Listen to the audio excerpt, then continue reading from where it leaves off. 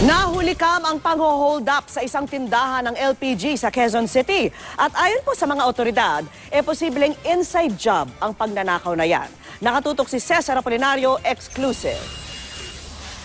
Bumaba muna di kalayuan sa target na tindahan ng LPG ang lalaking ito na nakaangkas sa motorsiklo. Naglakad papuntang tindahan at saka lumapit sa isang lalaki na kanyang kinausap. Maya-maya, umalis din ang lalaki.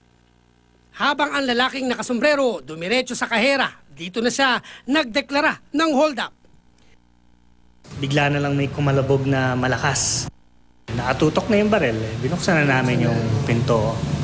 Dahil 2,000 piso lang ang nakuha ng sospek, pati cellphone ng dalawang kahera, tinangay.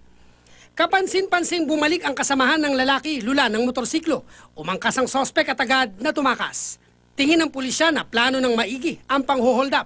Posible rin daw na may kasabwat sa loob ang mga ito. Ang duda ko dyan, sir, mga beginner yan eh.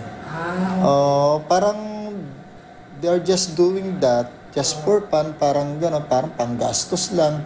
Bahala na yung investigasyon ng pulis kung ano yung resulta. Yun yung aaksyonan.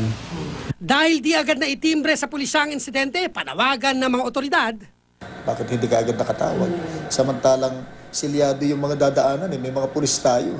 Sabi naman namin sa kanila, sa mga may business establishment, siyempre palagi nyo kami tatawagan. Cesar Apolinario, nakatutok, 24 oras.